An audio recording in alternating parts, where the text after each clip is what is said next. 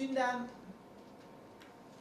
anayasa değişiklikleri ve referanduma, başkanlık sistemine kenetlenmiş durumda ama tabii yaşam devam ediyor ve yaşamın devam ettiği bir noktada da seçim bölgem Adana'daki sorunları da ben de dile getirmeye devam edeceğim.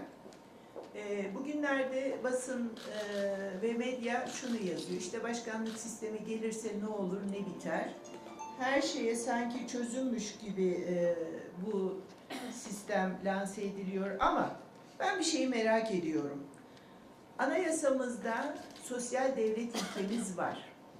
Anayasamızda barınmayla ilgili, eğitimle ilgili, yani kısacası vatandaşın yaşamıyla, yaşam hakkıyla ilgili her tür sorunun çözülmesi anlamında devletin üstlendiği görevleri var, yükümlülükleri var. Size şimdi bazı fotoğraflar göstermek istiyorum.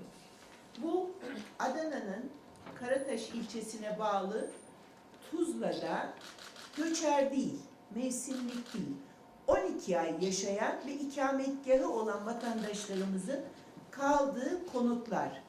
Yani plastikten yapılmış, kamıştan yapılmış, evde yaşayan insanlara ait fotoğraflar bunlar.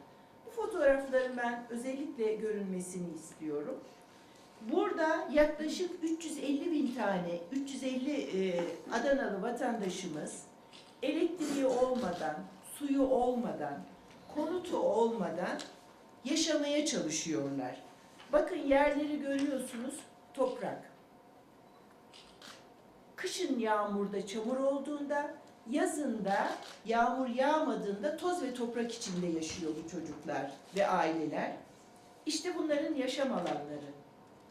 350 tane Adana Tuzla'da yaşayan vatandaşlarımızın yaşam alanları bunlar.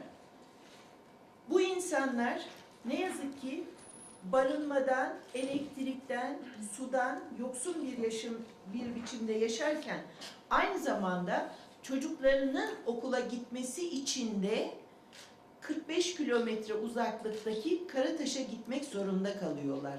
Çocukların nasıl gittikleriyle ilgili soru sorduğunuzda ona vereceğimiz cevap çoğu zaman yayan bir yerlere ulaşıp oradan da bulabildikleri araçlarla köylerinden bulundukları yerlerden okullarına gitmek durumunda kalıyorlar.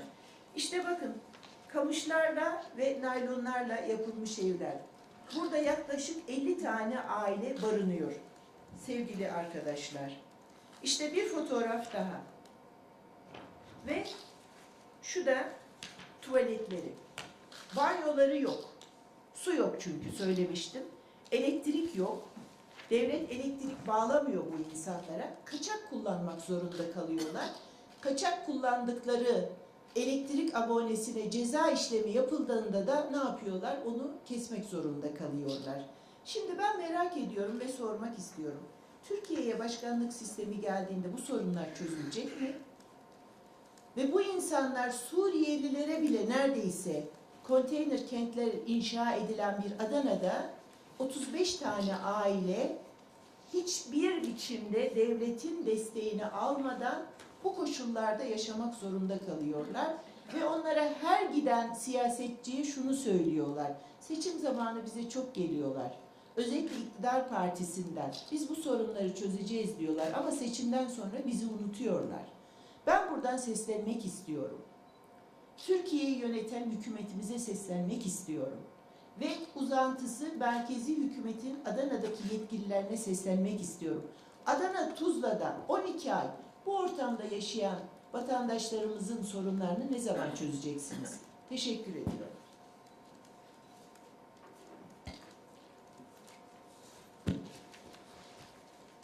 Teşekkürler arkadaşlar.